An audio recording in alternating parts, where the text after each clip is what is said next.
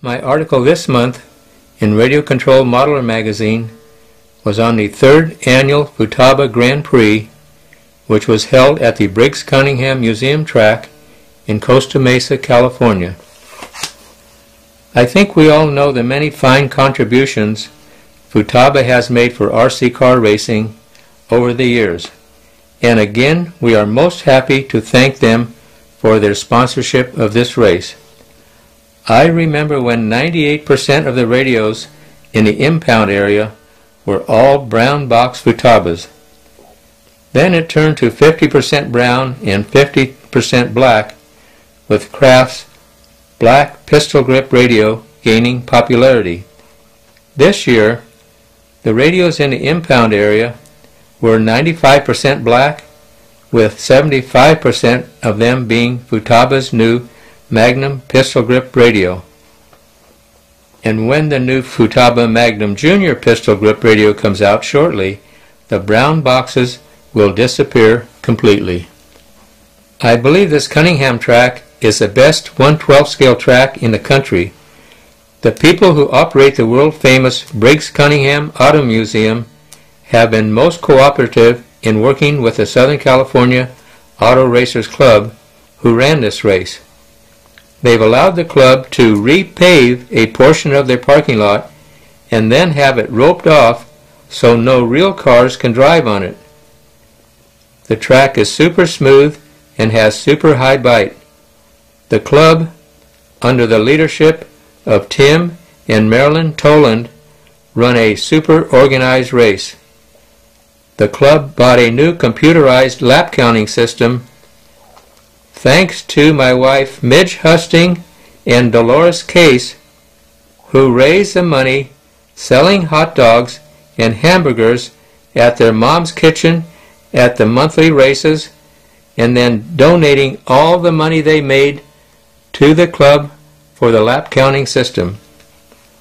All of these people deserve more thanks than we can ever give them. Thank you, guys.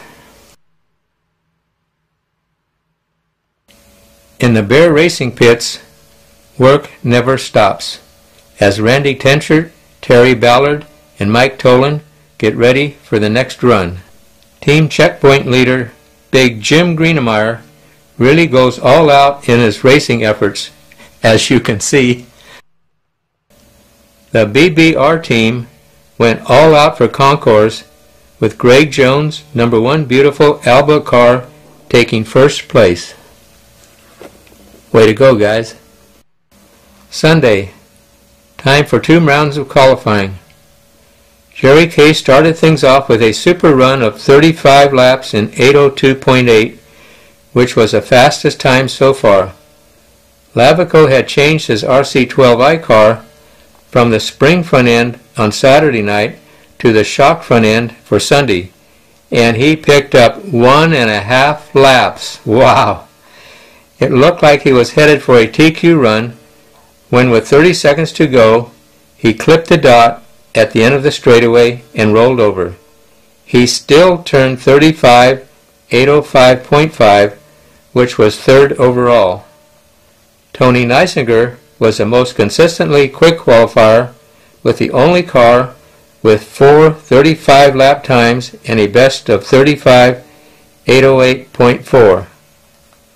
Mike Tolan was also consistent with 3 35s and 1 34 lap run and a best of 35 810.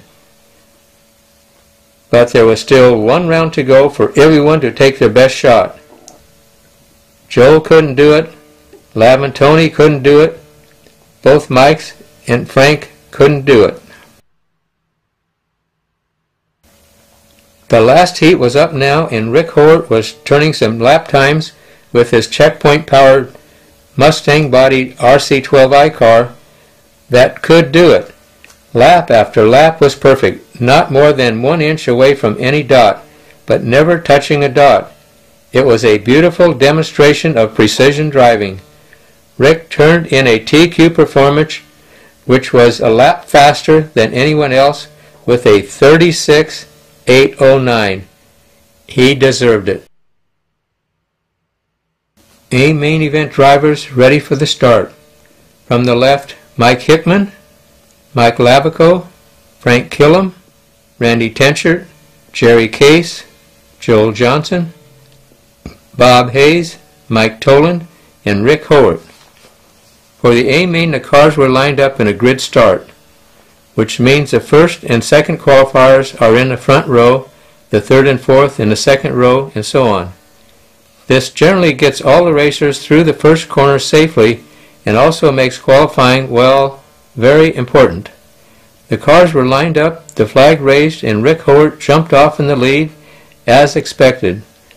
Johnson, Case, and Neisinger got tangled up, and Randy Tenchert found himself right behind Howard. This lasted for 2 laps until Randy tried to take the same line through the same S's as Howard and drilled a dot straight on center, sending his car off the track. Jerry Case then took over second, right behind Howard. Howard hit a dot and spun out, and Case took over the lead. 2 laps later, Case hit a dot, and Howard and Johnson got by. Howard and Johnson then went round, lap after lap, almost together. Then Howard hit a dot, and Johnson took the lead. Then Johnson hit a dot, and it looked like Howard had a sure win. But at the 7-minute mark, Howard's batteries dumped, and the field went by. Johnson now had the lead, but there was a group of 3 cars closing in on him. Bob Hayes, Tony Neisinger, and Mike Lavico were freight training around the track. It looked like it was going to be a race right down to the wire. Then with 30 seconds to go, Joel's car started to slow. Hayes took over the lead and opened it up. On the last lap, Hayes crossed the finish line 20 feet ahead of Johnson in second, who was in a dead heat finish with Tony Neisinger and Lavico a couple feet back and forth. Super close, fantastically exciting racing. Great race, guys. Where did Bob Hayes come from? Bob hadn't raced for quite a few months, and he decided he'd enter the Futaba race to have some fun. He borrowed some used tires from Mike Hickman and borrowed Mike Hickman's backup motor. He proceeded to qualify 4th fastest with a 46.806 and win the A main. Not a bad way to have some fun. Way to go, Bob. Tony Neisinger was in a photo finish for 2nd place, but he came up 1 inch short. That's gotta hurt. The one-man Trinity team, Joel Johnson, took a well-deserved 2nd place. Bob Hayes came out of semi-retirement to win the Futaba Grand Prix. Way to go, Bob. Race prep was started by Butch Dunn and run with the help of his 2 sons, Mike and Steve. Race prep was one of the first shops to specialize in off-road cars in Southern California. They had everything the racers needed, along with an off-road track, which is really the important thing if you want to sell a lot of cars.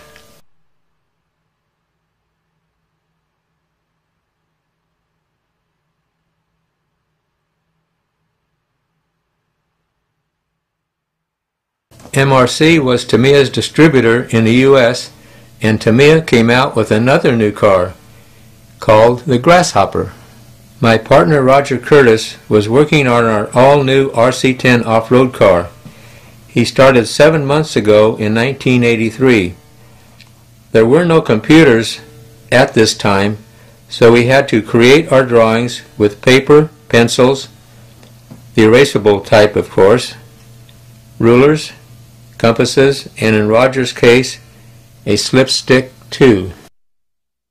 I think most people are very good at a particular thing, and the lucky person is the one that finds what he or she is good at and then is able to make a living doing what they're good at. This is my son Curtis, who runs the machine shop at Associated. He is a machinist extraordinaire. Let me show you why I say this. As Roger got a blueprint done, he would give it to me, I would make a copy, and give it to Curtis. who would then machine an exact copy of that part, whether it was plastic, aluminum, or steel. I would also take a copy and find a good injection molding company in the case of plastic parts, or a good machine tooling company for metal parts, and a good stamping company for the chassis, which took a while. So we were all three working on different aspects of this project. What you're looking at here is serial number 1, the first ever RC10 car. This car was never raced. It was only assembled to make sure all the parts interacted correctly with corresponding parts. As Curtis completed a part, he would attach the part in its place, making sure everything fit correctly per the blueprint. Curtis hand-made every part you're looking at here, except, of course, the front wheels, the 4 tires, the servos, batteries, and motor. The hardest part was hand-making the chassis.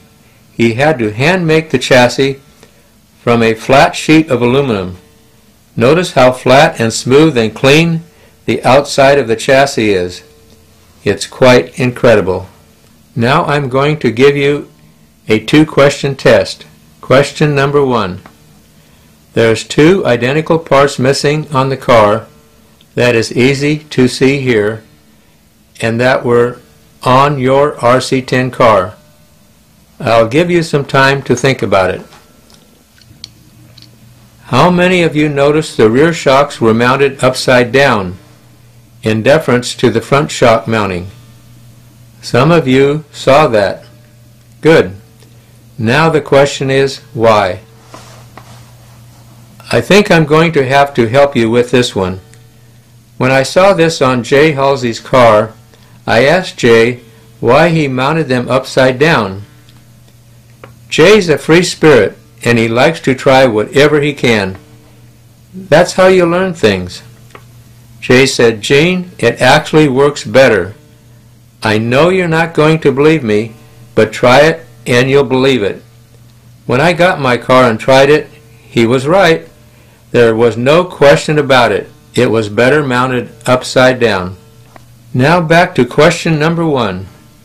How many of you raised your hands and answered, there were no 2 braces from the top front of the chassis to the nose plate?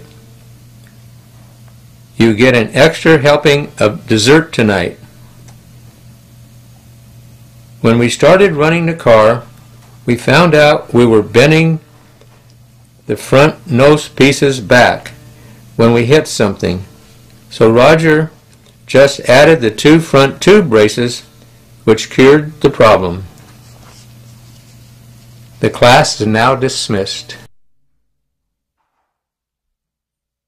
Futaba came out with 2 new radios, an all-new pistol grip, black radio for the RC car guys who made it their #1 choice, as well as a new stick radio for the model airplane guys.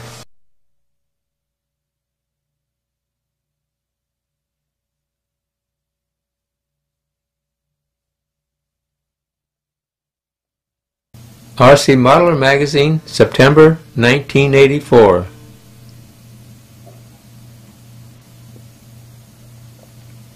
A fine-looking commercial jet model, complete with a scale and ruler to show its weight and length.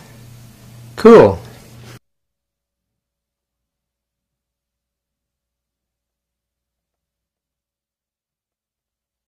My article this month was on off-road racing.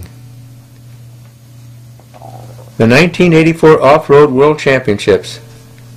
The 1984 Off-Road World Championship race was held in conjunction with the SCORE Off-Road Car Show at the Anaheim Convention Center near Disneyland in Southern California. MRC Tamiya and Sanyo were the main sponsors for this event, and a great deal of thanks must go to them for their support of the RC car hobby. Before you get the impression that this event is similar to the 1/8 gas and 1/12 electric IFMAR World Championships, I believe some explanation is in order. As you probably know, all the 1/8 and 1/12 World Champion events are sanctioned and governed by IFMAR, which is composed of 3 organizations: ROAR, USA, EFRA, Europe, and JMRCA, Far East. Drivers must qualify in their own countries or areas, and then 40 drivers from each of the 3 areas participate in a World Championship race.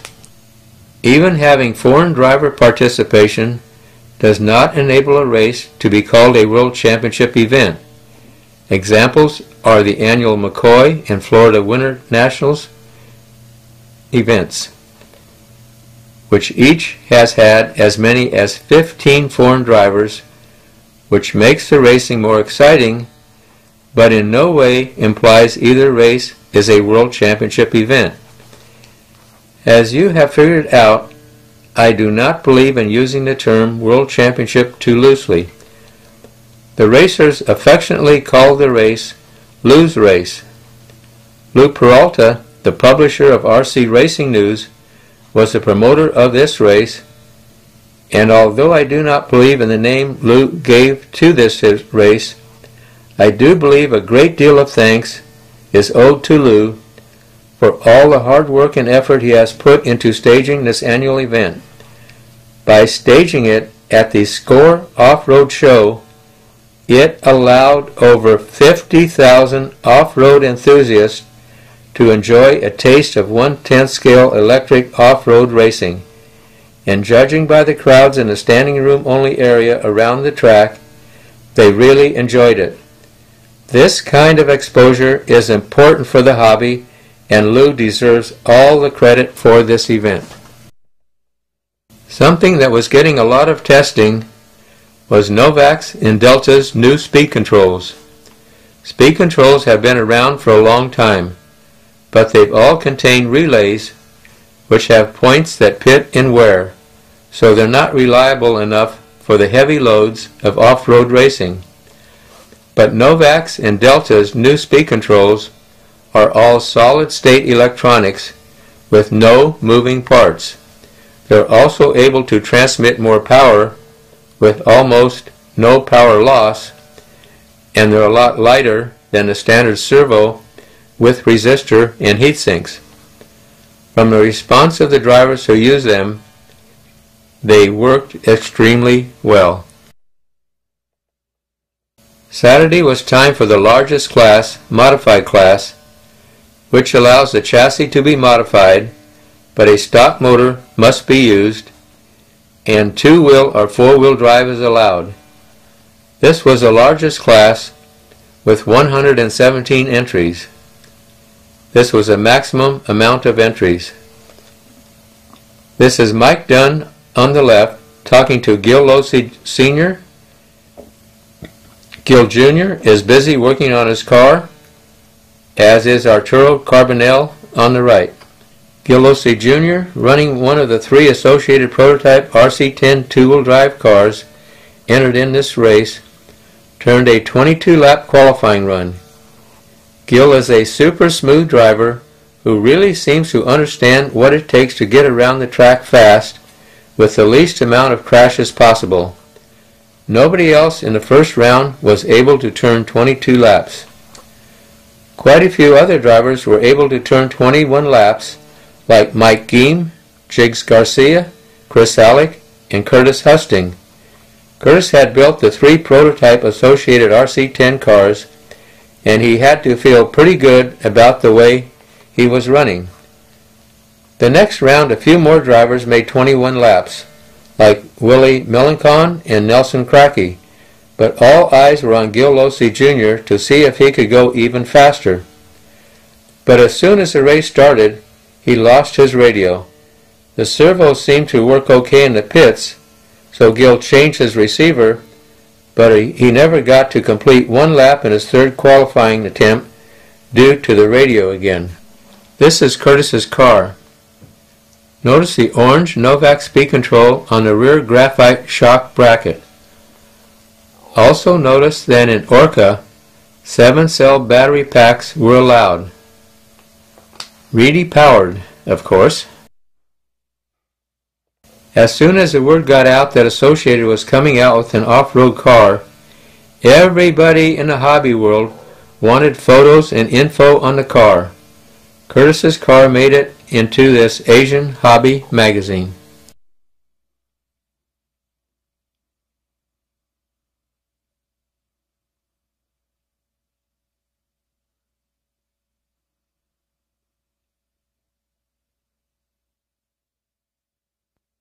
The cars were all lined up for the modified A main. All the drivers were announced to the spectators.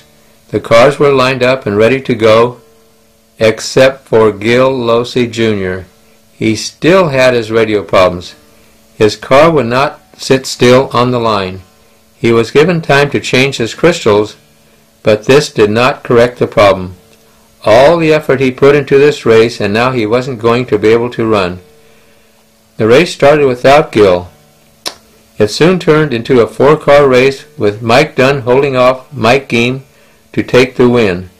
Ron Dyer 3 seconds behind in third, and Willie Melikonen another 4 seconds behind in fourth.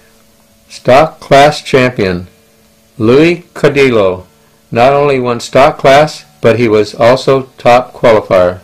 Sunday was open class cars. This class allows 2-wheel drive with modified motors. There were no 4-wheel drive cars able to make it in the A mains. All the drivers complained of a lack of steering. There were no practice heats due to the short show hours today, so all the 90 cars entered in this race started right off in qualifying. Fastest in the first round was Jay Halsey with his Associated RC10 car. Jay couldn't quite seem to get the right combination to get over the jumps fast in the modified class, but in this open class, Jay was flying. He had 2 rollovers and still turned 23 laps in 5:05. Gil continued to have radio problems. Curtis Husting didn't seem to be able to run fast or to be able to run for a full 5 minutes, even though he was leading all 3 of his qualifying heats when he died.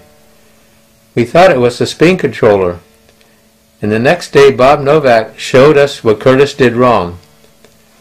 The controller was originally adjusted correctly for the stock motor, but when Curtis installed the modified motor he needed more brakes, so he moved the electrical trim lever, which changed the endpoint on the speed control, and then the speed control never went to full power. As with anything new, it takes time to learn all the do's and don'ts. But we're learning. Mike Geem jumped into the lead with Jay Halsey right behind.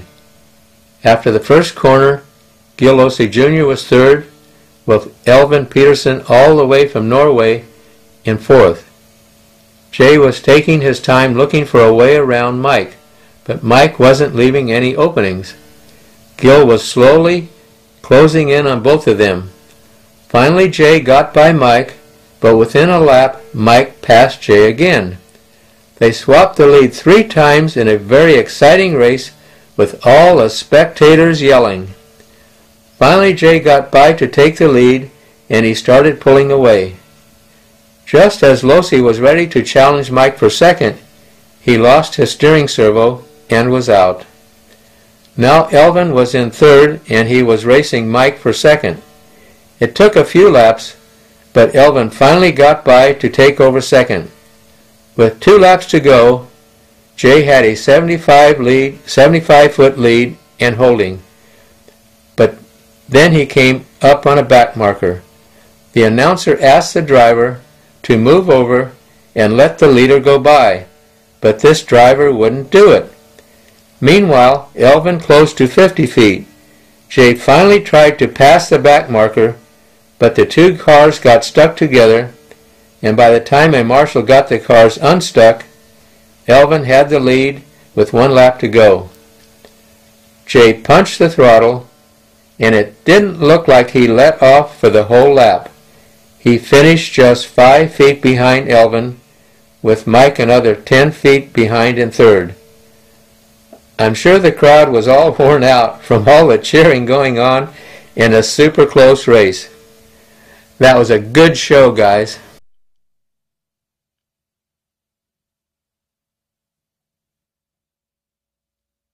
It must be Sunday. They're smiling. Jim Halsey on the left and son Jay had a very good Sunday. Jay qualified second and finished second in the Open main. That's Mike Reedy to the right in the background. Mike Geem on the left drove his RevTech powered Cox car to top qualifier honors in both modified and open classes and finished in third in the Open. Champion Elvin Peterson won the Open class with his Spink powered Cox car, and Jay Halsey drove his Reedy powered Associated RC10 to a second place finish.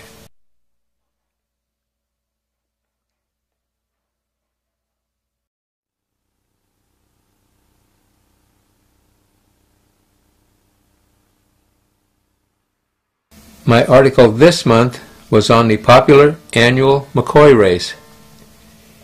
A record 127 entries made this the biggest McCoy race ever. This yearly race shows the great amount of admiration the racers have for Dick McCoy. Hosted by the Pro Car Club and held at the popular Ranch Pit Shop track in Pomona, California, this race is always one of the three best races of the year. The McCoy race, the Nationals, and the Winter Champs in Florida are the most attended races by the racers, and the McCoy race generally has a larger entry than any other race. Besides entries from all over the USA, we were also honored to have entries from Canada and Mexico. The Delta team was here in force with half of the Midwest with them. One of the reasons everyone likes to race here is that Gil Losi keeps the track in such great shape. A newly completed large driver stand and timers area is a welcome improvement. And someone who deserves a great amount of thanks from all the racers he continually helps is Ron Paris. Every time I see Ron, he's helping someone else with their car or motor. I don't know how he has the time to go as fast with his own car as he does. Arturo Carbonell was there a week early to test a new front end on his Eagle car. He had made a double ball link upper A-arm setup for the front end. This would cut down on the amount of camber change and give the car more steering, which was something he wanted. Art is not only a great racer, he's a great guy. I've never seen him deliberately run into another car. Bill Giannis was running one of Ron Paris's Stage 3 motors, and he looked like he was one of the guys who was going to break the track record. Ralph Birch didn't get in until Thursday, and immediately was going faster than anyone. Giannis is nicknamed Ralphie the Robot, which seemed appropriate, because he never seems to make any mistakes on the track. Giannis was also trying to find some way to short-circuit the robot, possibly by finding Ralphie a girl. Good idea. Lots of fun anyway. Rick Davis from Detroit and Jack Jacobs from Detroit are two racers who I put in a special category called innovators. When we go to a race, I can't wait to see what they spent their winter months inventing. This time Rick had changed his RC500 two-wheel drive to a four-wheel drive car. Fantastic! He has a very creative mind. Rick Davis had come in on Tuesday to test his new four-wheel drive RC500, which he had just finished a couple days earlier. Rick said it ran every bit as good as the stock RC500 on Tuesday, but later in the week, when the traction got higher, he went back to a stock RC500 car. Another racer from the far northwest who came down for a week's vacation was Gary Keyes with an RC500 car. Gary had a few little problems the first couple days getting it all tuned in, but as soon as he got it working right, I figured he was sure to be one of the drivers who was going to break the track record. He was just flying around the track. Gary never stops experimenting or working to improve his car. Normally the qualifying heats are set up so that all the experts qualify together in 2 or 3 heats. But for this race they mixed everyone up, so there was only 1 or 2 experts in each heat. This way everyone had a chance to race with the experts. There were 19 qualifying heats. Through the first 16 heats, Giannis's track record of 13 laps in 4:00.1 was still safe. In the 17th heat was Gil Losi Jr., Dana Smeltzer, and Ralph Birch. But the batteries must have been low on the robot, as he only turned 13,403.7. I make it sound slow, but I just wish I could go that fast. Nobody else broke 14 laps either, so in the next round Ralph turned 14,414. It could be done after all. To give you an idea just how fast he is, he also turned 14,413 and another 14,413, and then the new record 14,410.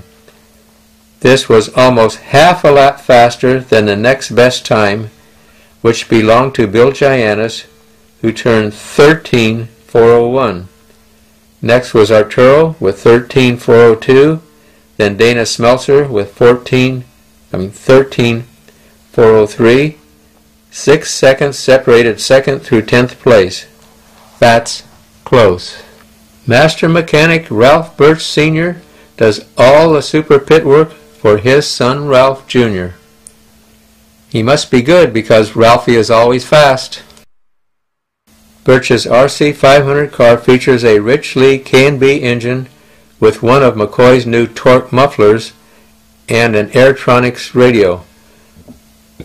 Car is built from all stock over-the-counter parts, including the graphite chassis and radio tray, belt drive, 2-speed gearbox, and OPS carburetor.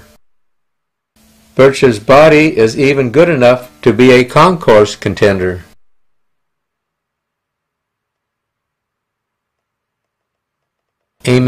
Ralph shot ahead in the lead with Arturo following.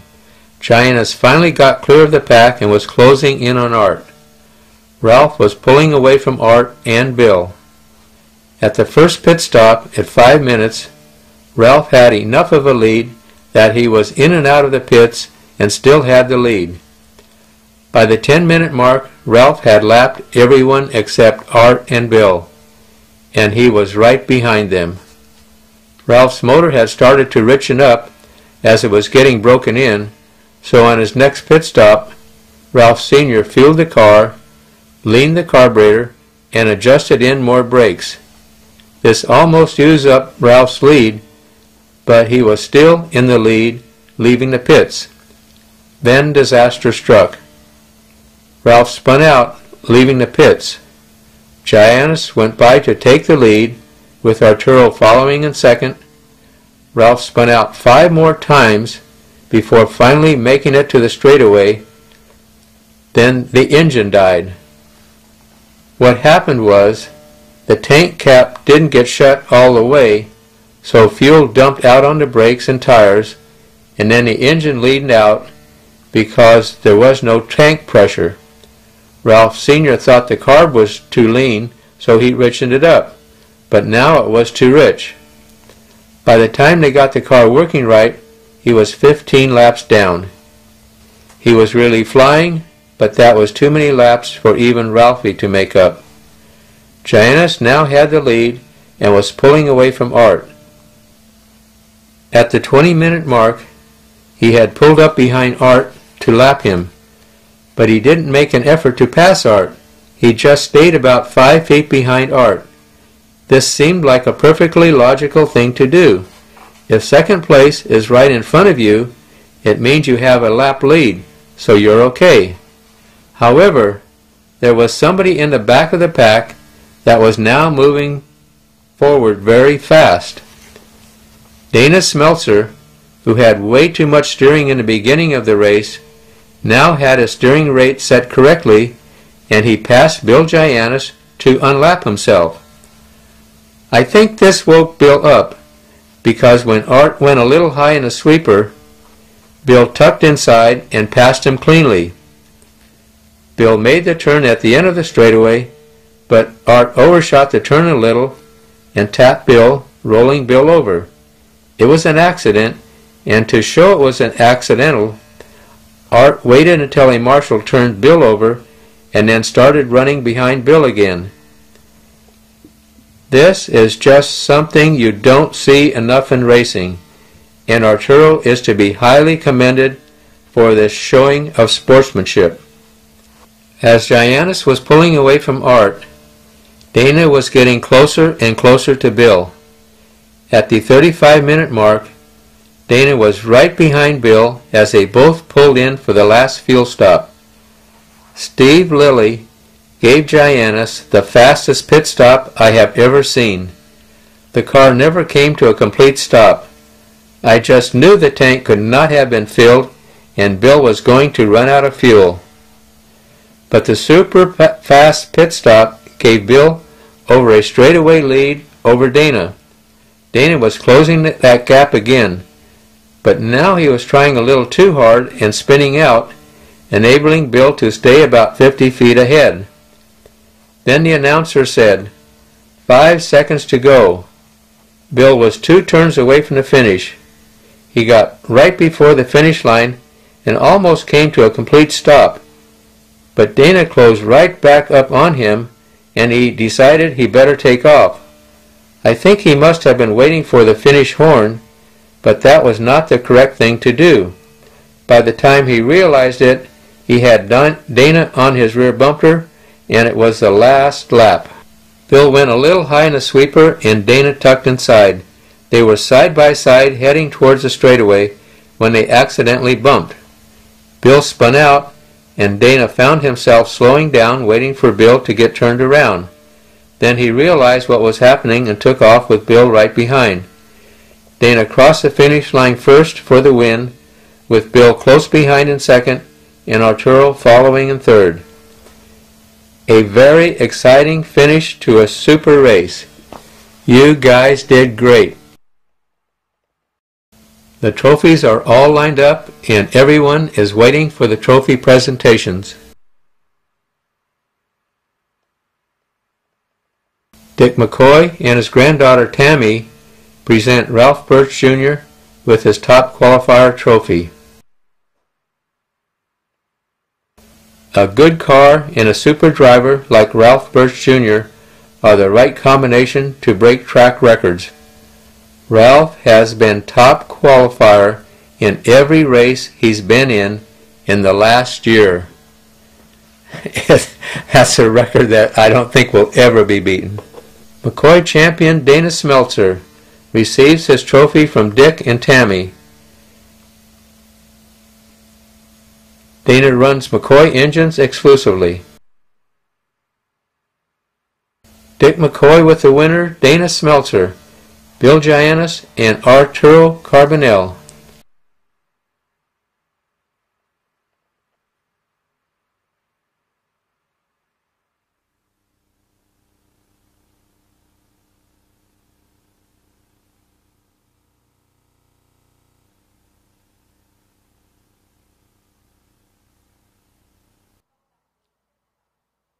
My article this month in Radio Control Modeler was on the first ever Roar 1/10 Off-Road Nationals and the 1/12 Roar Nationals. The first ever Roar 1/10 Off-Road Nationals was held in Vineland, New Jersey and was staged by the South Jersey RC Racing Association.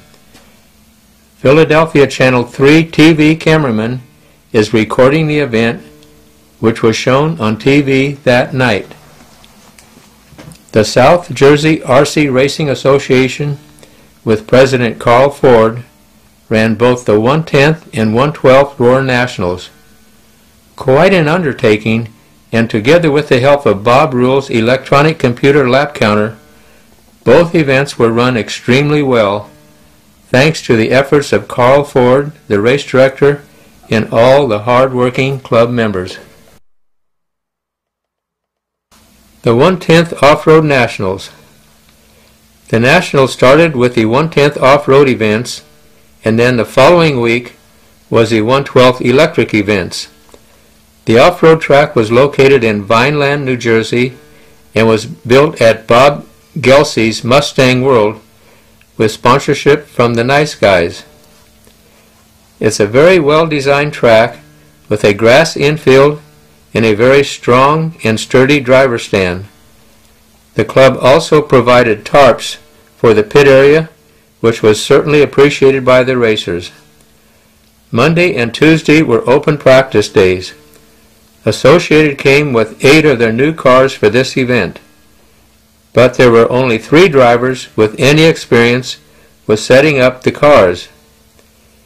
Gil Losi Jr. had done all the early prototype testing, and then Jay Halsey, Curtis Husting, and Ron Paris got their cars. For the rest of us, this would be our first ever off-road attempt. As a matter of fact, Tony Neisinger had to use most of Monday assembling his car. For myself, Roger Curtis, and Mike Reedy, it was a 3-way battle to see who was going to keep out of the cellar. I won't tell you who lost, but his initials are M.R. It was soon apparent that the more off-road experience you had, the faster you were going. The experienced racer was able to make the correct adjustments to the car much quicker and thereby get his car going correctly sooner. Meanwhile, for the rest of us, it was a great learning experience. Off-road racing was certainly a lot of fun, much different from either gas or electric racing, but each type of racing has a special attraction. They're all 3 completely different, yet they're all a lot of fun and excitement.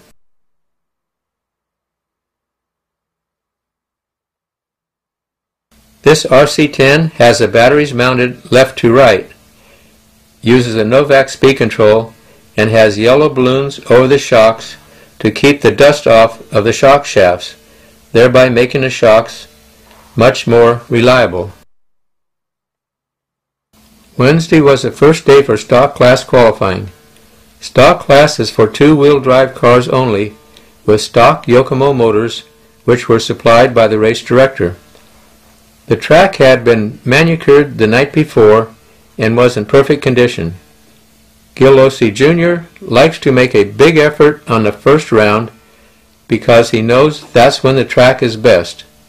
And on his first round, he turned 14 laps in 4 minutes and 5.8 seconds, or 14,405.8. This turned out to be the top qualifier run for stock class. Gil is one of those exceptional drivers who really understands what off-road racing is all about. He doesn't look spectacular on the track because he doesn't overshoot corners or kick up any more dirt than is necessary.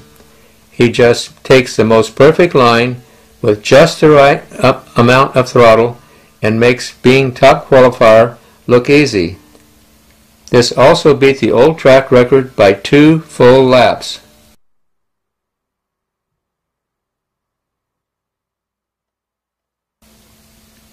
Second spot went to Mike TV Game with a 14,408.3. Mike was top qualifier at the Score Off-Road Show race. Third spot went to an amazing Tony Neisinger. This was the first time he ever ran the car, and to do this well with virtually no off-road experience was remarkable. This is the Stock A main. This race had 9 California drivers plus Jim Dieter from the Midwest. The cars were lined up according to their qualifying positions, which allowed Gil Losi Jr. to take the lead with Tony Neisinger, Eustace Moore, and Mike Dunn in pursuit. Gil was a little faster and slowly started pulling away from this group. Jay Halsey started moving up, and Curtis Husting, who had started last, was soon passing cars. Jay Halsey moved up to third behind Tony Neisinger and Gil Losi Jr. Mike Dunn was in fourth and got stuck in the wall just as another car went off the track. The other driver was yelling, "Take the car off the track," and a marshal who picked up Mike's car heard this and held the car up while Mike was yelling to put it down. This dropped Mike back a couple of places.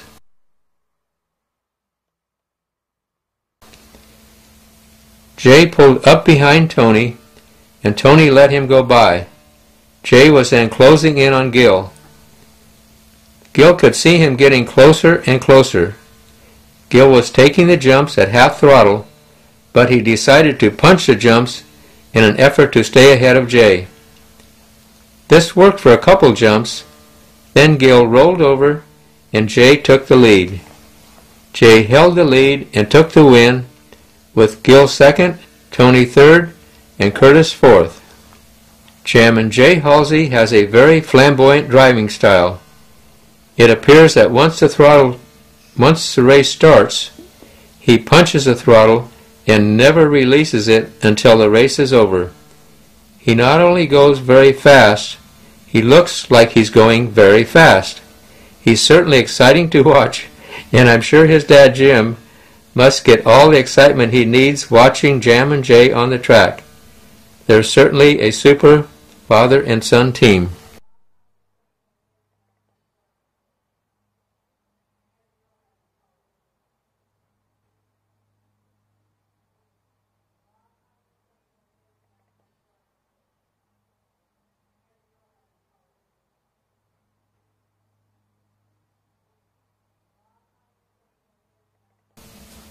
Jam and Jay Halsey wins the first ever Roar 1/10 Off-Road Nationals, with Gil Losi Jr. TQing and finishing second, and Tony Neisinger in his first ever off-road race finishing third.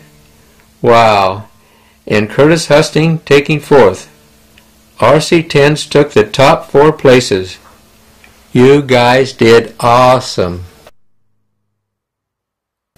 Yes, as you can see, Gil really does work on his own Yokomo 4-wheel drive car. Modified class qualifying. Now it was time for the modified class. The modified class allows either 2-wheel or 4-wheel drive cars and modified motors. The early favorites in this class had to be Gil Losi Sr. with his 4-wheel drive Yokomo car and Eustace Moore with his scratch-built MIP 4-wheel drive car. Both of these drivers have been doing extremely well in Southern California. It was going to be interesting to see if the 2-wheel drive cars had a chance with the 4-wheel drive cars.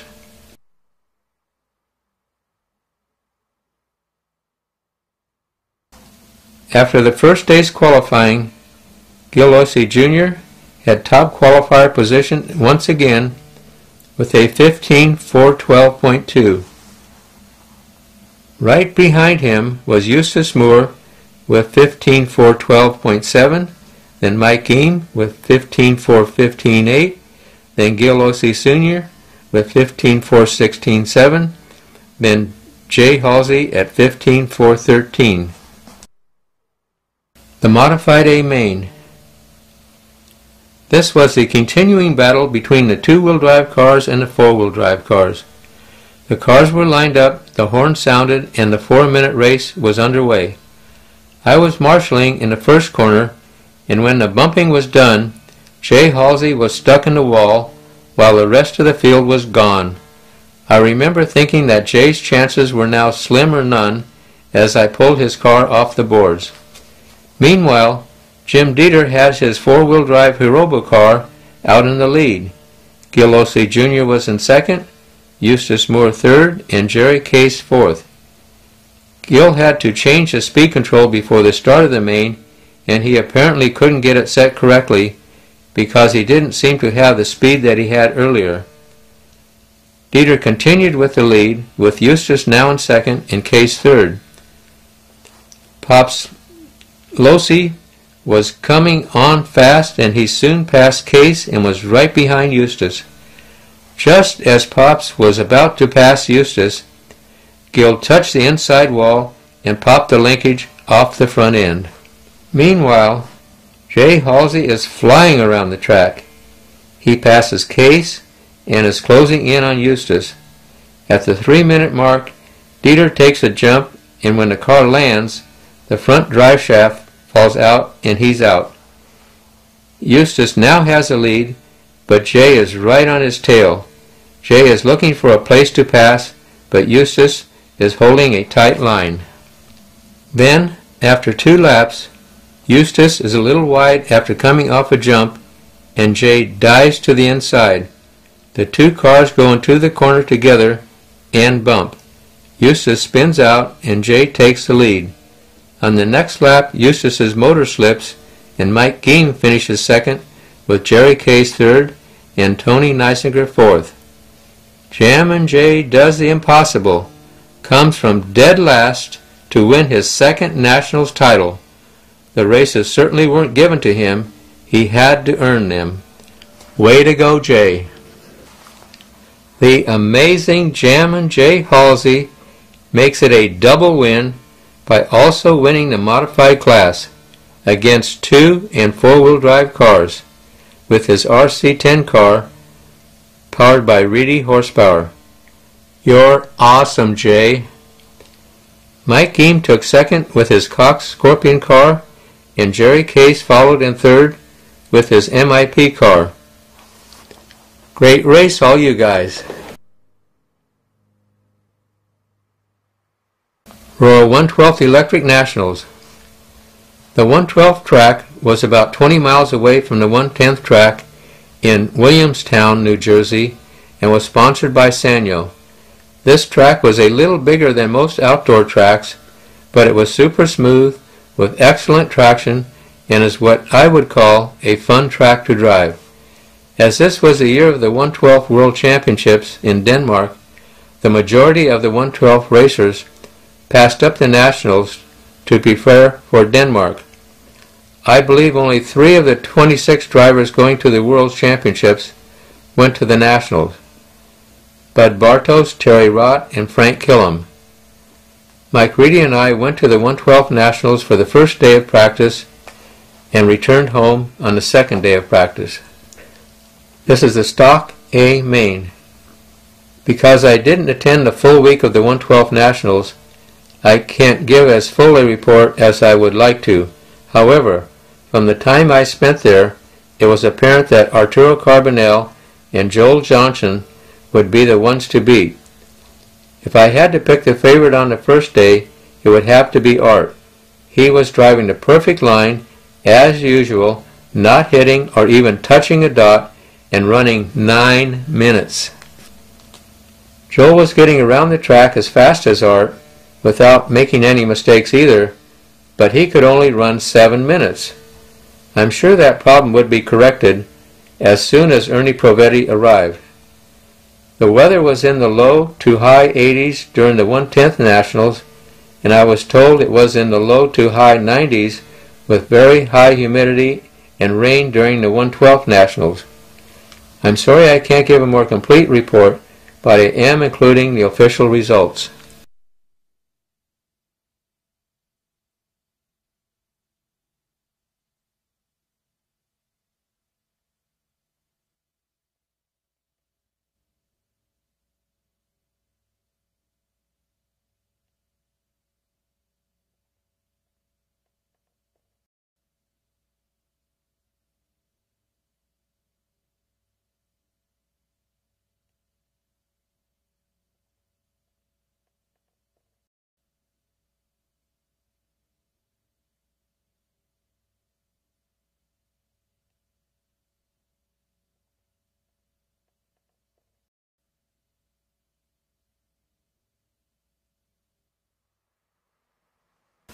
Joel adds another win to his long list.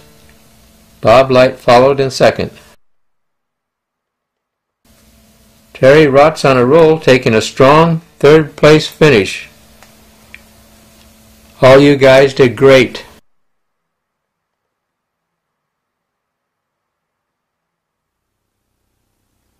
We had a chance to go on an early show on Sunday morning on NBC to show off some 1/12 scale electric racing. I would much rather have had them come out to one of our 1/12 races to show how exciting they are. But you have to take what you can get. So my son Curtis and my daughter Julie, who was racing with my wife Midge as Killer and Killer 2, joined the adventure.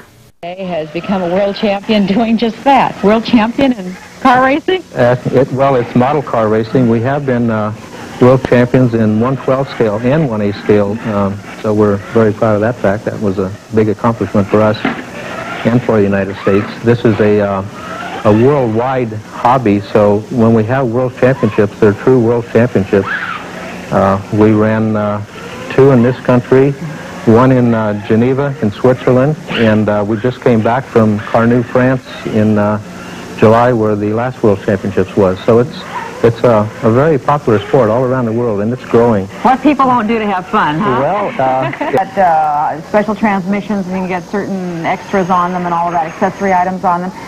What kinds of things would, say, these cars that we're racing have on them? Okay, these particular cars are the most simplistic type. They have a differential like a real car does. They have steering left and right, as you can see. They have full throttle response, so you can make the car go from 1 mile an hour up to 35 miles an hour. And on the gas cars, we have 4-wheel independent suspension. We have dual disc brakes, 2-speed automatic transmissions, automatic clutch, and we've run 24-hour enduro races with them. So it's a more sophisticated thing. Well, they're really spiffy-do little cars. Now, are they made out of plexiglass or plastic or something? The body itself is made out of Lexan, which is the strongest type plastic that's made, so they can take a very good crash without really hurting the car. What kind of major events do you have coming up worldwide? This year, in August, we're going to Denmark for the World Championships for these cars here that you see now, and there'll be competitors from all around the world in Denmark going for the World Championships. What would these cars be called? These are called 1/12 scale electric road race cars. And then we have 1/8 scale, and then there's a new class that's just becoming very popular. There's the 1/10 off-road cars, which are like dune buggies, and it's very popular because you can run them any place. You don't need a special track. You can run them in the dirt and make your own jumps, and it's a very fast-growing sport. I think a lot of parents like myself have kind of shied away from these little guys because you really do need some space. You can't just run these around your living room. Not the living room, but you can run them. You can run them out in the street in front of your house. You can run them at the school parking lot. Any place like that where it generally takes 2 people to get out and have some fun or more. Like we just came back from a race in Cleveland. There was 333 entries. So it's very big. It's very, yes. Now, you also have gas-powered little cars. Yes, they're bigger than these, and they go up to 75 miles an hour. That's pretty fast. It's very faster fast. than I drive. It's faster than it's legal in the state of California, Yes, and now actually. you have to control those cars at that speed from a distance of about 175 feet away, which it takes a great deal now, of skill. Now, we have some other little guys over here. They're so cute. And we're going to take a look at those and show those to our viewers. Okay. What are the models that we have on our platform here? They're going to flip back over there. There they are. Okay, the number 1 car, the yellow body car, that is like a 1/8 gas car. That's a model of the cars that go 75 miles an hour. They have full independent suspension, coil-over shock suspension, 2-speed automatic transmissions, automatic clutch, dual disc brake, and we just came back from the World Championships with those cars in Carnu, France last July. And that's the model of the Porsche 935, which is a very popular car in all the different kinds of racing. Very snazzy car. Oh, it is. And the car now that you're looking at is a version of the off-road 1/10 scale electric-powered car, which is the fastest-growing new hobby that there is. And then the car behind it is these electric 12 scale powered cars, which you're seeing on the that we're running here now. Well, it looks like a great deal of fun, Gene, and I want to thank you for joining us today and showing us your little electric-powered cars and telling us about your gas-powered cars and about all the competitions. And who would have thunk it, huh? Yeah, not me. Thank you so much. Thank you. Thank you. Coming up next on Sunday, the rising popularity of BMX bicycling. So stay with us.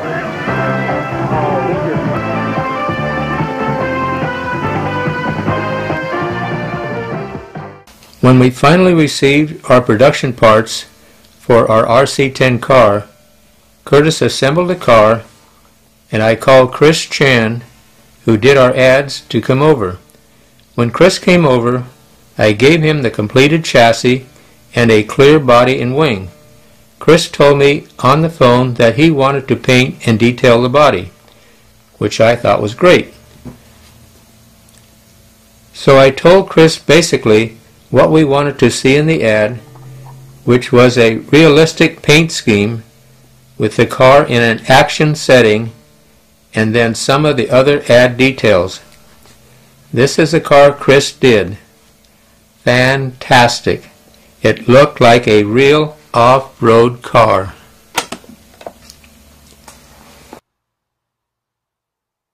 This is the ad Chris did. Up to this time, all of the buggies were coming from Japan. Import Fighter made a strong statement, and the car flying through the air was exactly what we wanted. We ran this ad seemingly forever. RC Modeler Magazine, February 1985. RC cars were becoming a larger part of the radio manufacturer's business, as is shown in this Futaba ad. 4 radios, all with RC cars, in RC Modeler Magazine, a model airplane magazine. Luckily, the most popular transmitter, the pistol grip, was shown with our new RC-10 car. Thanks, Futaba.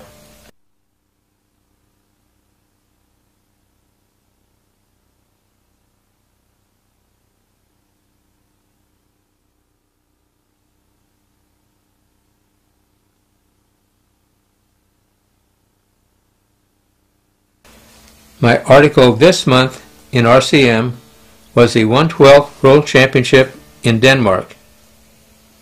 It was just a short 2 years ago that the first 112th World Championships were held in Anaheim, California.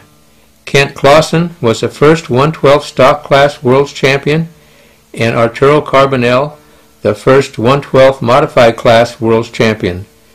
The Americans dominated the 1982 championships by taking top qualifying positions in both classes, winning both classes, and having 17 out of 20 drivers in the top 20. But 1984 wouldn't be that easy. Herning, Denmark, was the location of the second World Championships for 112 electric cars. This is one of the rooms of the Congress Hall where the super carpeted track was laid out. The second room of the Congress Hall was used as a pit area. There was more than enough room for everyone to have a table space. Frank Killam, along with Mike Tolan, did some exciting announcing for the fans. A very sophisticated lap counter scoring system was used. The new AMB electronic lap counting system would be used for this World Championship. There would be no missed laps or incorrect times. All cars were fitted with a 1" by 1" transmitter every time they picked their driving transmitters up to run. This 1" by 1" transmitter was attached to the underside of the body with a stub that protruded up through the body and quickly and easily attached with a body clip in less than 5 seconds. This transmitter signal was then sent through wires which were taped across the track at the finish line. Each lap was recorded to 1/10 of a second. At the end of each race, a complete printout sheet was posted so each driver would see the exact laps and time he turned, where he finished in that heat, and then where he finished overall. The bulk of this work was done by Bjorn and Evie Karstens, the parents of Hendrik Karstens, and many others who deserve a great deal of thanks for their work. All in all, a perfect track facility and scoring equipment for a World Championship event. 28 American drivers were entered in this event, with the rest of the 120 drivers from all the free countries in Europe, as well as Japan, Australia, Argentina, and South Africa. A group of 14 of us left the Los Angeles airport for an 11-hour flight to Copenhagen. Mike Reedy was kept busy for 2 solid weeks helping everyone with their motor problems.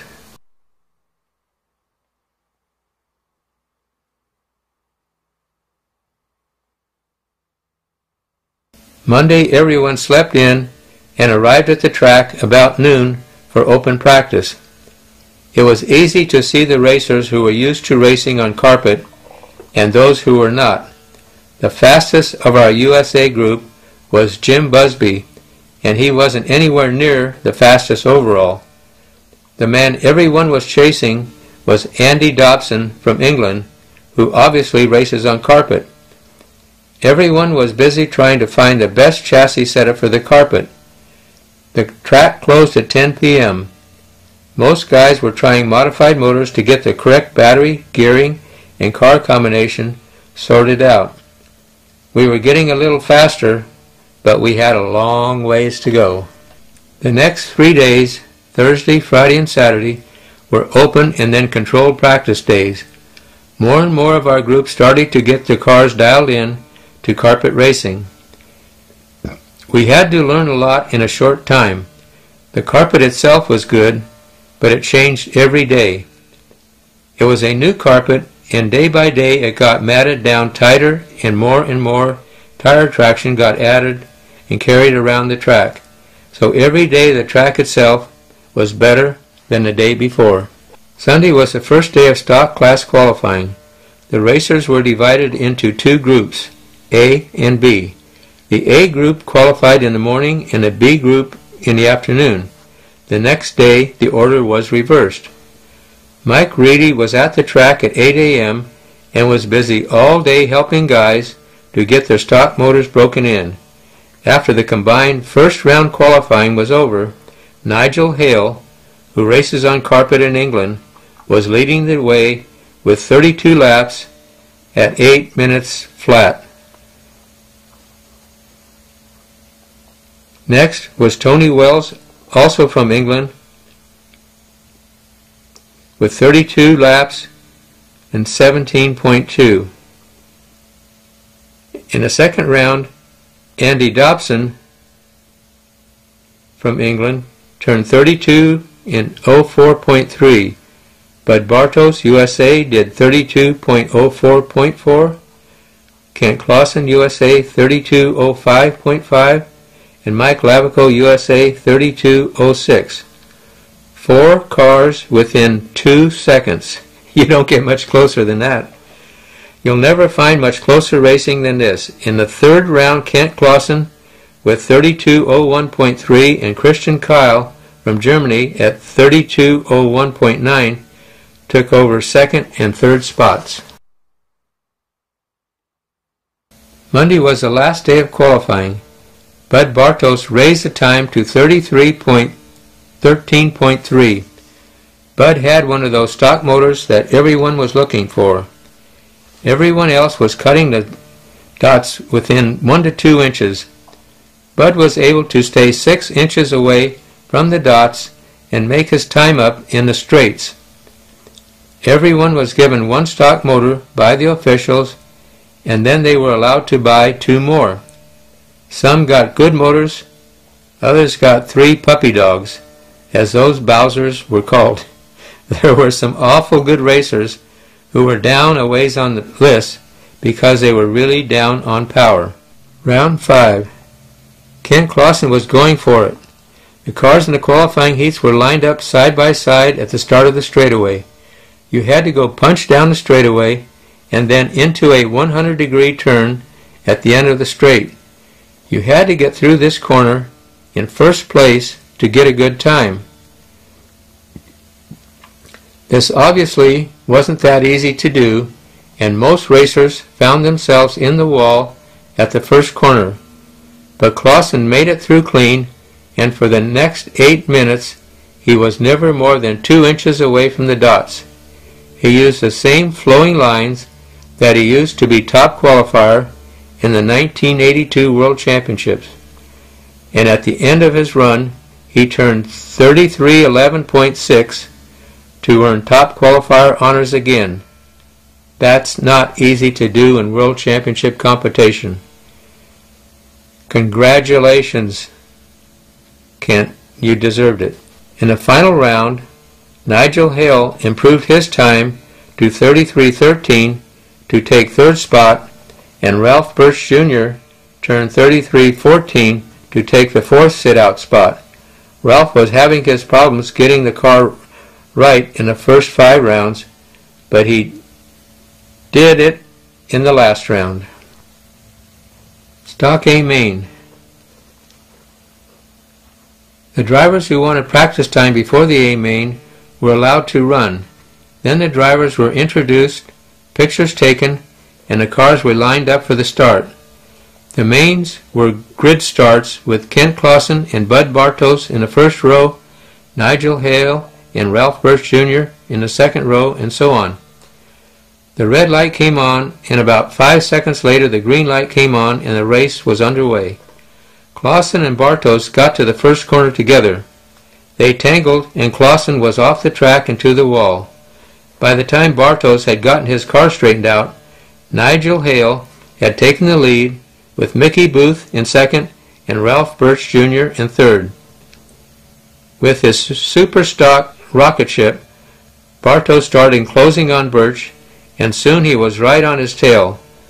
Bartos didn't waste any time, and the next corner dove to the inside, and Birch ended up in the wall as Bartos took over third. In a couple minutes Bartos was right behind Booth, and another nudge sent Booth into the boards. Bartos was now closing in on Hale. He had more than enough power to pass cleanly, and the large crowd was anxiously waiting to see how Bartos was going to pass. This time he took his time and waited for the right spot and passed Hale cleanly, and the crowd showed their approval with a loud applause. But Bartos went on to take the checkered flag and win the stock class championship.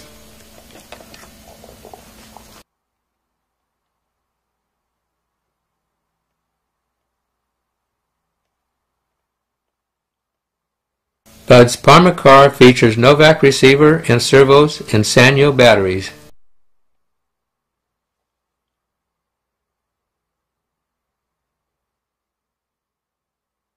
Bud Bartos, 112 stock class world champion. Congratulations, Bud.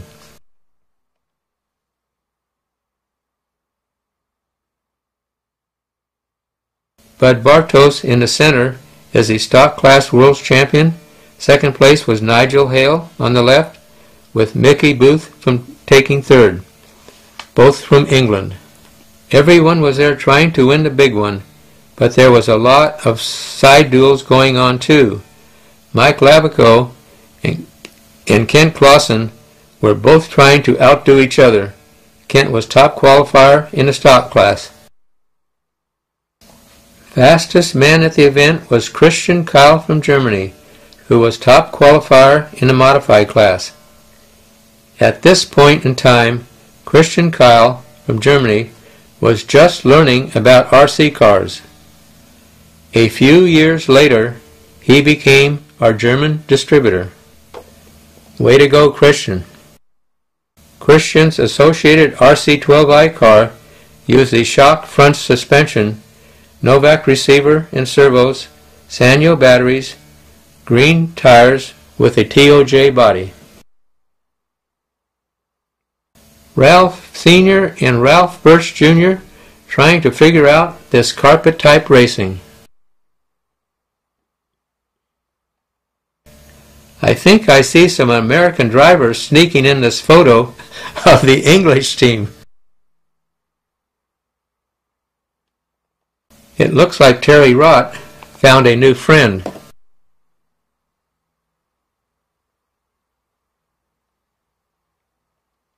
There was always people around Lavico's table.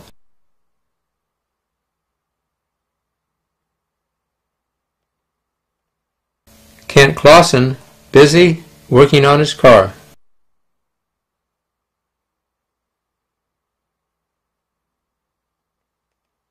The Japanese team also hard at work.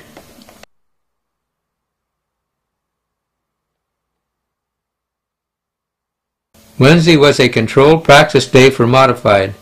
Everybody got to make 3 ones to sort out their modified combinations. Ritty was busy all day long trying to make everybody happy, which is impossible, but he never quits trying. It seemed every motor Christian Kyle tried was a rocket. There was another racer who never did have enough power, so Mike took the motor directly out of Christian's car and put it in this other racer's car. His car was still slow. He obviously had a problem which wasn't the motor's fault. He finally rewired the whole car, then he was going fast. Thursday was the first day of modified qualifying. Mike Lavico showed everyone the fast way around in the first round by turning 33.02. Close behind was Finn Gerso with 33.05, then Bud Bartos 33.07, and Kent Clausen 33.09. Finn Gerso lowered his time to 33.04 in the second round. Chris Arnolo was right behind with 33.05, and Tony Wells followed with 33.07. Mike Lavico bumped his time up to 34.23 in the third round. Kent Clausen followed with 33.03, and Mickey Booth was close behind with 33.04. Friday was the final round of qualifying. Mike Tolan started things off by turning 33.00.5, just missing 34 laps by half a second.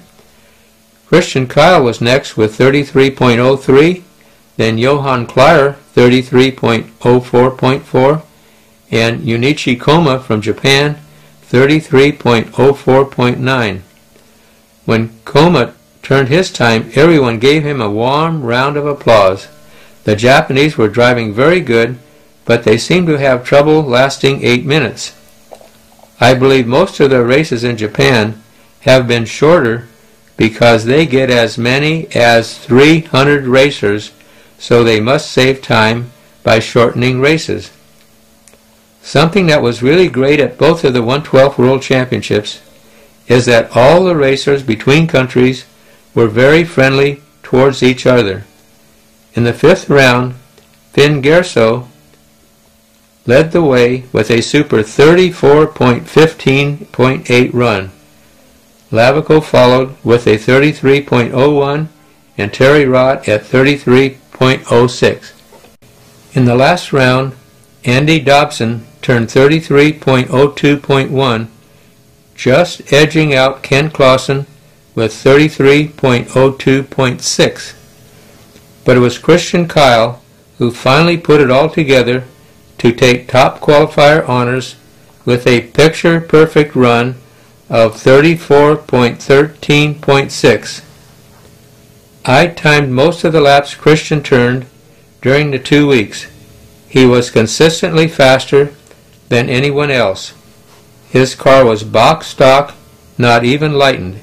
He was using the shock front end, which he has mastered on tuning. As the track changed, he changed the spring and shock rate to suit the track. He is certainly a master at tuning the chassis, which to me is super important. Christian has only run in 2 big races, so his racing experience is still improving. Lavico said as soon as Christian learns how to pass, he's going to be awesome. He's close to awesome now.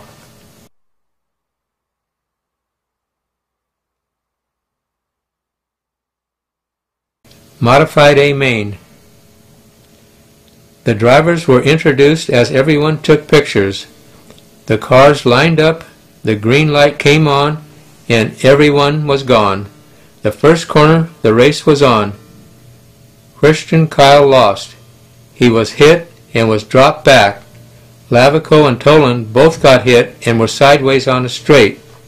Tony Neisiger punched down the straightaway, saw cars going everywhere, slowed down, then punched through an opening and took the lead, all in a split second. Johann Klyer, who had started alongside Tony, was now second, with Kent Clausen third. Kent was soon behind Klyer and passed him to take over second. Finn Gerso was now third, with Bud Bartos fourth. Meanwhile, Andy Dobson was flying. He passed Bartos, and before long he was behind Finn. Finn was going fast, but Dobson got by. Tony Neisiger continued to lead, but Kent Clausen was inching closer and closer. Then Kent just touched the dot, and the car went up on its side and just sat there. Dobson, with Finn 5 feet behind, went by Kent. On the way to the track that morning, Tony had said, "Gene, I know I have a chance to win today." I'm sure every driver had that feeling, but Tony is not one to talk about such things. I think what he meant was he finally got his car working to his liking, and now it was all up to him. In his semifinal, he had geared to make sure he'd finish strong, but for the main, he upped the gearing and went for it all. His plan was not to hit anything for 8 minutes. Well, so far Tony's plan was working, but at the 5-minute mark, Dobson, with Finn still 5 feet behind, had closed to within 20 feet of Tony. It looked as if Dobson could keep gaining on Tony. It could be a photo finish. Then at 6 minutes, Dobson couldn't close up on Tony anymore. They were holding their positions on the track. It was a question of who might hit something or whose batteries would dump first. Tony was cutting the dots within an inch and still not touching them. Then at 7 minutes, Tony had the power advantage and slowly started pulling away from Dobson. Tony went on to win, with Dobson 3 seconds back in second, and Finn only half a second behind Dobson. Bud Bartos won the race for fourth by 1 second over Kent Clausen. A very exciting display of precision driving by all the racers. You guys did awesome. Tony's associated 12i car features Novak receiver, Futaba servos, spring front end, Sanyo batteries, green dot tires with TOJ body. Tony's bodies are always traditionally black, which work out good on this light track. Tony Neisiger wins the 1/12 Modified World Championship. Andy Dobson on the left takes second, with Finn Gerso. All three of these racers were quite fast. Although Tony had a cold, I don't think he felt it as he was standing on the stage with his magnum of champagne as our national anthem was being played. Tony Neisiger, the 1984 1/12 scale modified class world champion. Congratulations, Tony. Wow. Radio Control Modeler Magazine, March 1985.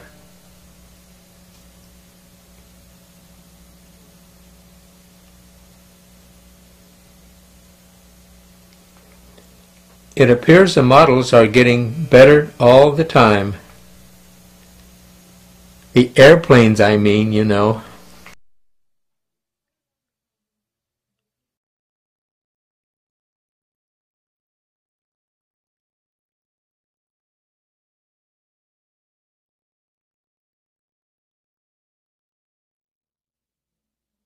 My article this month was on the 1984 Roar 1/8 Gas Nationals, which were held in Montreal, Canada.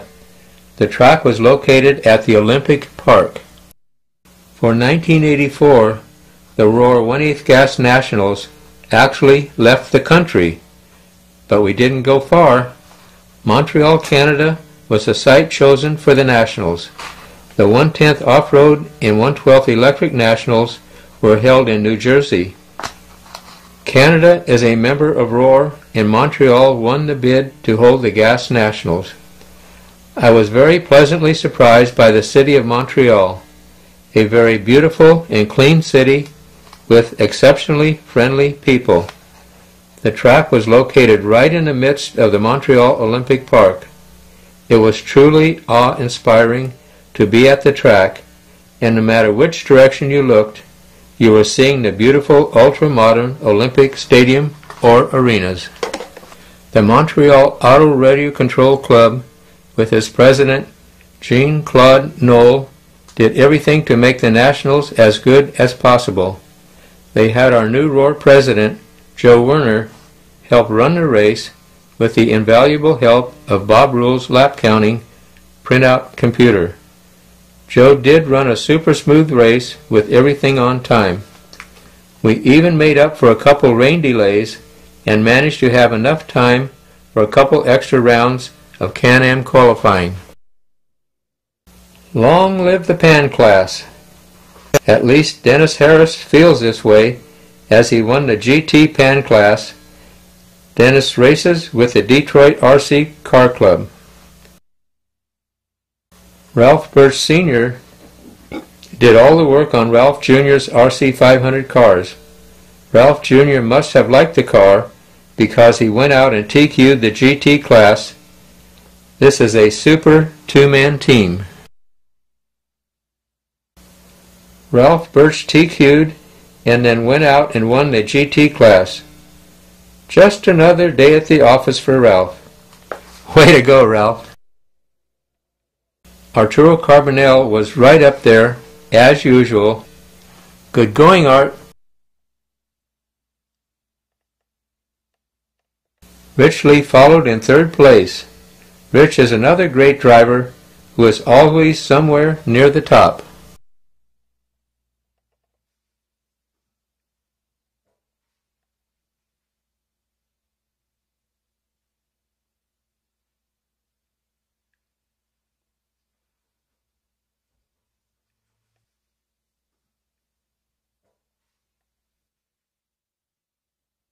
Ralph Birch Jr. started off the Can-Am suspension class by taking another top qualifier trophy. He's in a class by himself. A main Can-Am suspension class. This was a main event day, and they were selling tickets for 2 grandstands, which were both full by noon. It always kind of amazes me when I see this. The drivers were introduced to the crowd, pictures were taken, and we were ready to race. The cars were lined up on the straightaway according to qualifying, with Ralph and Art in the first row, but in the first corner, Ralph and Art both got bumped, and Paul Dion took the lead. Paul lives in Southern California now, but he came from Montreal last year, so this was his home track, and he was going for it. Rich Potempa got through to take second, with Dana close behind in third, and Art fourth. By the time I got to the first corner, Ralph had been hit by a second car and was turning around right in front of me, and I hit him, again dropping him to last place. He was now half a lap down to the leader, but it wasn't long before he passed me like I was parked. So I knew he was on his way. Art passed Potempa to take over third, and then Dana and Art both passed Dion. Dana and Art raced together until the second pit stop, when Ralph passed them both to take over the lead. By the next pit stop, Ralph had a lap lead, and it was increasing every minute. Arturo then started to have problems with his steering servo, and after a few pit stops to correct the problem, he finally had to drop out. Ralph continued to pull away, leaving everyone else to race for second place. Dana was holding on to second, with Dion in third, Rick Davis fourth, and I was in fifth. My race plan was a simple one, to show a great deal of respect for the two corners on the track that were breaking other cars in two, and to avoid as many crashes as possible, which leads to the same problems. So far, my plan was working just fine, as I had moved from 10th to 5th place. Then Rick Davis had to make a pit stop to tighten up his differential. He had loosened it up to help his car in the slippery parts of the track, but it was too loose. That extra pit stop moved me to 4th. Then Paul Dion, who looked like he was on a 125-lap qualifying run, wore out his rear tires and had to pit for a tire change. This moved me up to 3rd. Meanwhile, Ralph was flying, probably going faster in relation to the other cars than he's ever gone before. Normally, when a faster car is going to pass me, I can see him coming for a few laps. They'll gain about 10 to 20 feet a lap. I know exactly when he'll catch me and exactly where to move over and let him by. But with Birch, it's different. I'll see him coming up out of the corner of my eye about 100 feet back. Then I'll start to figure a good place to let him by, probably about 4 corners ahead somewhere. But then, boom! While I'm still trying to figure out the best part for him to pass, he's already gone by. And that's not the worst part. He's doing this to all the drivers every 20 laps. So much for him. Let's worry about 2nd spot. It looks like Dana's too far ahead, so right now I'd better worry about my 3rd place spot, because now I can see Rick Davis getting closer and closer. We're getting down to the last few laps, and I'm not sure if I can hold Rick off or not. Nope, he just went by to take 3rd. And now I can see Dion getting closer. Down to the last lap, and Dion goes by to take 4th. Good, close, exciting racing for 3rd place anyway. We're going to have to put Birch in a class by himself. I don't know who has a chance to beat him.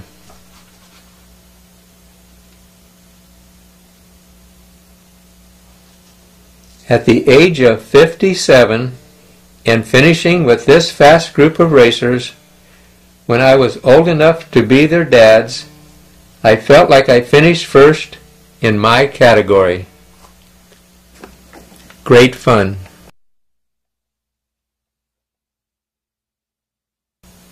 Ralph Birch Jr. on the left wins another Roar Championship, with Dana Smeltzer following in 2nd place, and Rick Davis always right up there to take 3rd.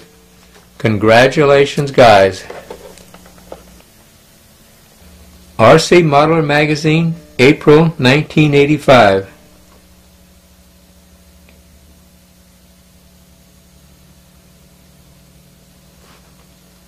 I like pink.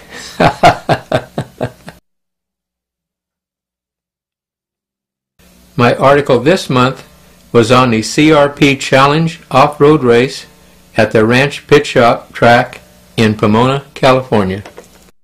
This was actually the 2nd annual CRP Challenge race. The first one, last year, was so much fun everyone wanted to do it again. CRP headman Mike Toby came up with the idea of having an invitational class along with the regular production, stock, and modified classes. Mike made a list of who he considered to be the top 16 off-road racers in Southern California and invited them to participate in the invitational class. The rest of the classes were open to the first 140 entries, which immediately filled up. As was last year's race, this race was held at the Ranch Pit Shop track in Pomona, but Gil Losi Sr. made some changes to the track for this race. For one thing, the track would be run backwards, so the local racers wouldn't have any advantage. As this was my first off-road race here, I didn't know backwards from forwards, so this was no problem for me. The big problem for everyone was the new triple jump. Nobody could clear all 3 jumps because there wasn't enough room to get up enough speed to do this. Less than half the cars could even make a double jump. I was happy when I found out my car could make the double jump quite easily, but more important, it could do it consistently with a perfect landing 19 out of 20 times. The cars that missed went nose first into the second jump and stopped dead on the track. This is why the majority of the guys simply drove over the jumps instead of trying to jump them. It was slower but more predictable. Bill Campbell and Art Carbonell from Delta came to race and show off their new electronic speed controllers and special parts for Yokomo cars. I ran one of their Delta speed controllers in my car the whole weekend with no problems, not even the smallest glitch. They're on the right track. Cindy Slick, on the left, won the production class with Tony Day Phillips second and Eric Linder third in a close, exciting race. Stock class qualifying.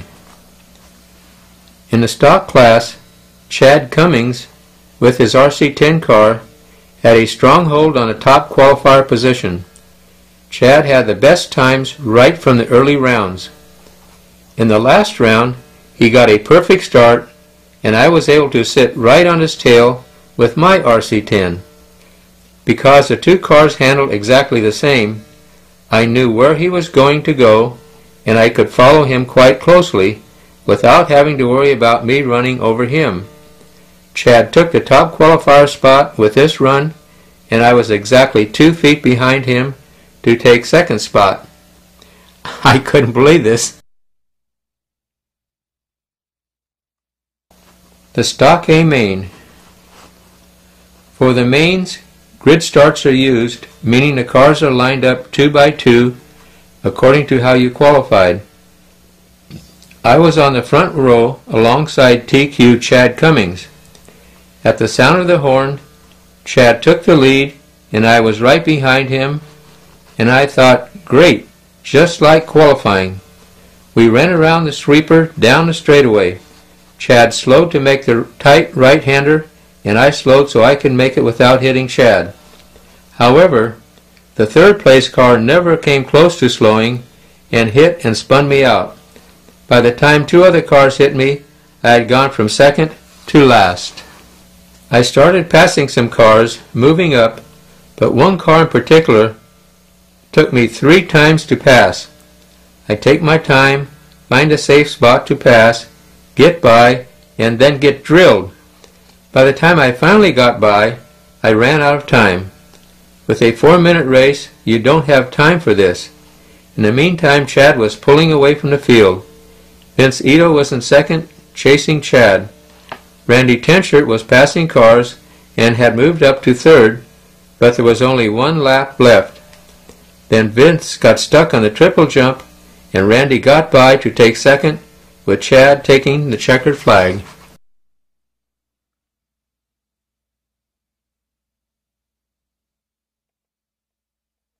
Chad Cummings on the left TQ'd and then ran away with the stock class.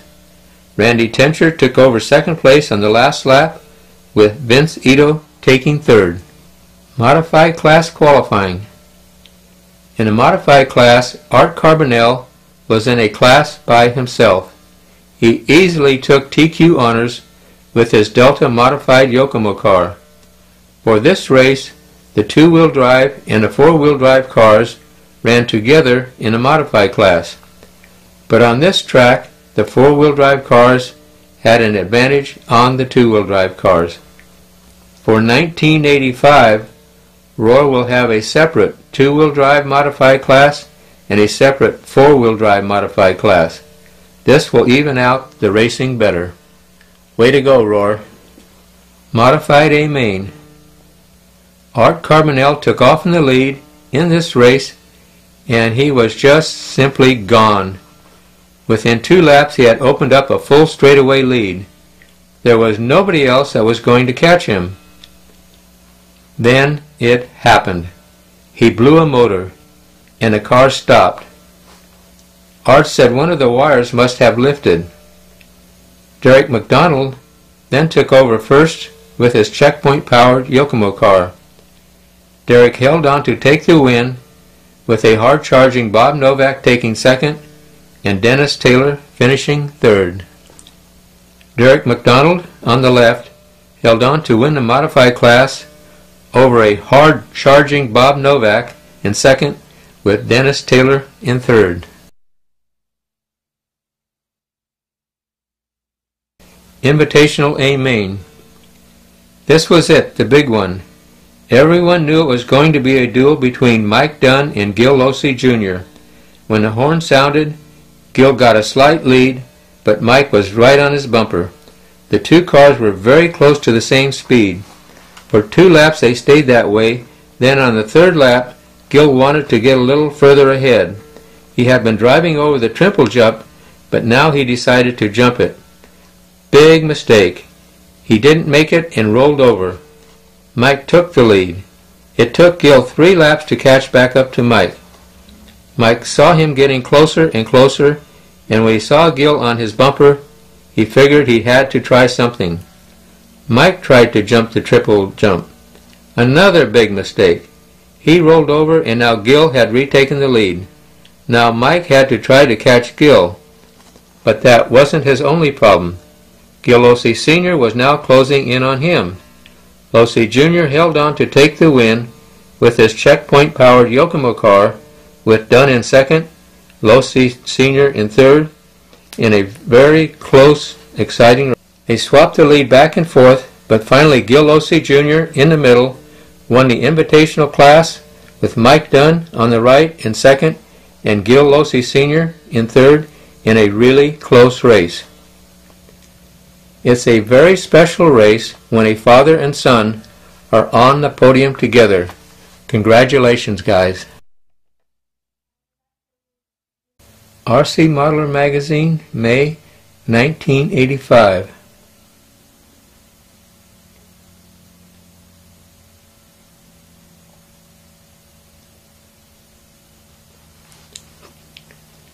This is a fast-looking model. Don't ask. My article this month was on the annual U.S. Indoor Championships in Cleveland, Ohio. The Norcar Club in Cleveland, Ohio held the 112th Indoor Championships at the Hilton South Hotel. A great deal of thanks goes to Sanyo for again sponsoring the best 112 races worldwide. We had some overseas racers join us this year. From Germany came Christian Kyle. Christian was the top qualifier at the World Championships in Denmark with his associated RC12i car, powered by a Reedy Modified. A week before this Cleveland race, he was at the Red Lobster Classic race in Melbourne, Florida, where he was the top qualifier and won the race. From England came Andy Dobson and Les Pipe from Team Schumacher. Christian Kyle came all the way from Germany to race. He was top qualifier at the World Championships with his associated RC12i car. He visited the Red Lobster Classic race in Florida last week, was TQ, and won the race. Stock class qualifying. Friday had 2 stock qualifying rounds, with one more round on Saturday morning. The stock Igarashi motors were provided by Trinity and were sealed and handed out by the race director and were returned to Tech at night. From the beginning, it looked like it was going to be a duel between Christian Kyle and Terry Rott for top qualifier honors. Terry Rott has been winning everything in sight in the Midwest, and I told you what Christian can do. Kyle turned 44 laps in 8 minutes and 1 second. Then Rott tied him with 44.801. So Kyle went 45.806. Then Rott turned 45.801 to take the TQ spot. Joel and Ralph Birch Jr. turned identical 44.805 followed by Arturo's 44,806. That's getting close. Stock A main. I generally don't say much about the guy in 10th place, but Rick Howard did a fantastic job just getting into the A main. He was driving an RC12i car without the independent front suspension and even without the spring front end. He was using the solid front end, and yet he somehow managed to wheel that car around this semi-off-road track and got it in the main. Incredible. Not to take anything away from Terry Rott or anyone else, because Terry drove as fast as anyone could have to win. But sometimes there's some incredible driving going on in the back of the pack, and nobody knows but the driver himself. Terry Rott won first, Ralph Birch Jr. second, Bud Bartos third, and Arturo Carbonell fourth. Last year, Terry Rott won the modified class, and this year he won the stock class with his associated RC12i car.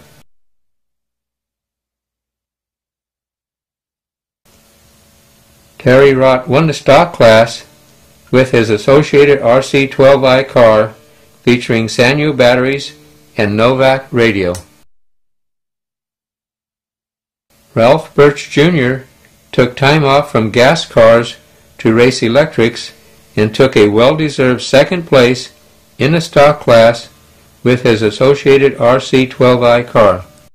Bud Bartos from Team Parma is a stock class world champion, and in this race, Bud took third in the stock class. Standing, waiting for the A main, is Ernie Provetti from Trinity with the light blue shirt and white pants, and Tony P., the general manager of Trinity, in the white t-shirt with dark blue pants. The modified A main. This was it. Time for the fast one. The drivers were introduced, pictures were taken, and the cars were lined up. The horn sounded, and everyone punched off. There was a pileup in the first corner, and Bill Jarrett got through to take the lead. Joel was in second, with Bob Light in third. Tony Neisiger passed Bob to take over third. Jarrett held the lead for a few laps, driving super, but Joel was getting closer and closer. Finally, Jarrett moved over and let Joel go by. Jarrett was now in second, but Tony was slowly catching him, and Tony finally caught and passed Jarrett for second place. Now Terry Rott looked like he was really coming on after his bad start. He passed Jarrett and started to close in on Tony when he stuffed himself. Meanwhile, Joel was jetting. He knew Tony wasn't more than 50 feet behind, so he couldn't afford to make any mistakes. But we're all human, and Joel tried to pass at a tight spot and got stuck, and Tony closed to within 15 feet. But Joel didn't make any more mistakes and went on for the win, with Tony second and Jarek in third. Great race, guys.